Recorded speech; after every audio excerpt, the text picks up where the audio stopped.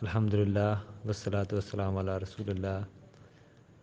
دیکھیں آج ہم دیکھیں گے سود کے نقصانات۔ دیکھیں سود کے بارے میں یہی ہے کہ سود کا جو نقصانات ہیں، سود کے بارے میں یونائٹڈ نیشن کی ایک رپورٹ ہے، ان کے مطابق سروے کیا انہوں نے کہ دنیا کی جتنی بھی پراپرٹی ہے، یعنی کہ دنیا کے جتنے بھی ایسٹ ہیں، دنیا کے یعنی کہ امیر ترین جو 1% لوگ ہیں ان کے پاس 40% دولت ہے، پراپرٹی ایسٹ ہے۔ دوسرا اگر دنیا کے 10% لوگوں کے پاس اگر دیکھا جائے نا کتنے فیصد دولت ہے، کتنے فیصد ان کے پاس، تو 85% پراپرٹی دولت ایسٹ ان کے پاس ایسٹ۔ باقی 90% کے پاس جو ہے نا وہ سمجھ لیں 15% دولت ہے۔ تو اس لیے یہ اتنا فرق، اتنا ڈفرینس یہ سودی نظام کی وجہ سے ہے۔ امیری غریبی اسلام میں ہے، یہ کوئی ختم نہیں کر سکتا، یہ ایک اسلام نے رکھی ہے۔ صحابہ میں بھی فرق تھا لیکن اتنا زیادہ نہیں تھا، اتنا فرق یہ سود ہی کی وجہ سے ہے۔ تو اس لیے غریب اس میں پیڑھی در پیڑھی غریب رہنے والا ہے، اور سودی نظام سے بہت سارے نقصانات ہیں۔ اس لیے امیری اور غریبی میں اسلام نے فرق رکھا ہے، لیکن اتنا فرق نہیں ہے جتنا یہ سود کی وجہ سے پڑ جاتا ہے۔ تو اس طرح اس میں خودکشیاں بھی ہوتی ہیں، اگر کسی کے اوپر بہت سارا قرض آ گیا اور وہ قرض نہیں دے پا رہا تو یہ خودکشیوں کی طرف بھی لوگ اس کی وجہ سے چلے جاتے ہیں۔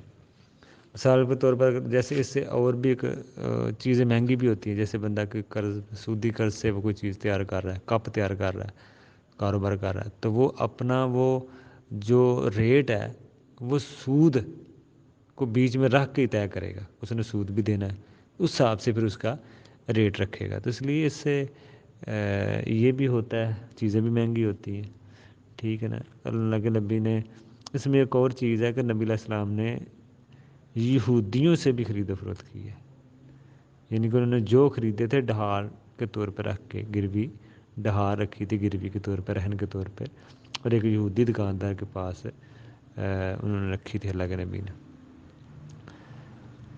تو اس لیے یہ بھی اس میں ایک دلیل ملتی ہے کہ غیر مسلم کے ساتھ بھی لین دین آپ کاروبار کر سکتے ہیں، لیکن مسلمان کو زیادہ ترجیح دینی چاہیے۔ تو اس لیے دوسری چیز، اگر کوئی چوری کا مال فروخت کر رہا ہے تو اگر ہمیں پتہ ہے کہ چوری کا ہے تو واضح پتہ چل جائے تو ہمیں وہ نہیں لینا چاہیے، کیونکہ 6 قاعدوں میں سے یہ ایک قاعدہ یہ بھی ہے کہ ایک بندہ مالک ہو جو چیز فروخت کر رہا ہے یا مالک کی طرف سے ہو، تو یہ تو نہ مالک ہے نہ ہی مالک کی طرف سے ہے، تو یہ 6ٹھی کنڈیشن سے یہ ٹکرا رہا ہے قاعدے سے۔ تو اس لیے تجارت کے 6 کنڈیشن ہیں، اور یہ مالک ہو یا مالک کی طرف سے ہو، تو اگر یہ معلوم ہو جائے کہ یہ چوری کا مال ہے تو آپ اس سے نہ خریدیں۔ دوسرا، قرآن و حدیث میں جو سود کی جو قسمیں ہیں وہ 2 ہیں، ایک تو ربا الفضل ہے، ربا النسیہ ہے، ایک سود بڑھنے والا اور ایک ڈلے والا سود، یعنی کہ تاخیر والا۔ بڑھنے والا کیا ہے؟ سود کی قسم پیسے جیسے آپ نے جتنے دیے ہیں وہ بڑھ کر مل رہے ہیں، جیسے 1000 دیا اور مل رہا ہے 1100، تو یہ انکریز والا سود ہے، ربا الفضل۔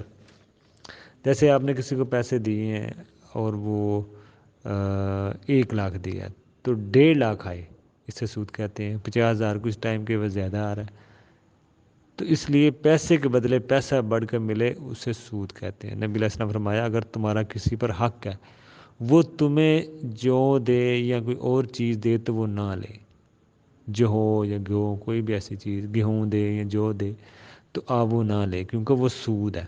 مثال کے طور پر ایک آدمی دوسرے کو قرض دیتا تو اس طرح کہ اگر وہ تاخیر کرے گا تو وہ اگر بندہ کسی کو قرض دیتا ہے تو وہ آپ کو قرض دینے کا ثواب بھی ملے گا، اگر وہ قرض میں تاخیر کرے تو وہ ہر صدقے کا بھی آپ کو ثواب ملے گا اتنے پیسے۔ دوسرا مسئلہ، اگر قرض دیا تو کسی کو وہ تاخیر کرے تو اس کو تاخیر کرنے کی وجہ سے اس کو کھانا کھلاتا ہے کہ میں اس کو قرض دیا ہے، میں نے اس سے قرض لیا اور مجھ سے قرض مانگ رہا ہے، میں اس کو کھانا کھلا دیتا ہوں، کوئی اور چیز کھلا دیتا ہوں تاکہ یہ قرض تاخیر کر دے، تو یہ بھی جائز نہیں ہے، قرض کے بدلے کی چیزیں کھانے والی بات ہے۔ تو عبداللہ بن سلام کہتے ہیں کہ وہ بھی سود ہے جو آپ کو قرض میں تخیر کے لیے ہی کھانا کھلائے۔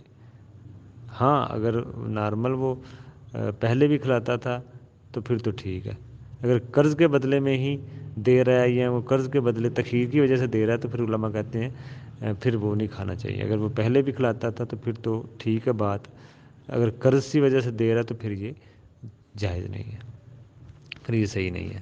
تو قرض کے بدلے کوئی بھی چیز کھانی نہیں چاہیے۔ اسی طرح صحیح بخاری کی حدیث ہے کہ اللہ کے نبی نے فرمایا کہ سونے کے بدلے میں سونا، چاندی کے بدلے میں چاندی، گیہوں کے بدلے میں گیہوں، جو کے بدلے میں جو، کھجور کے بدلے میں کھجور، نمک کے بدلے میں نمک، یہ 6 چیزیں ہیں برابر برابر۔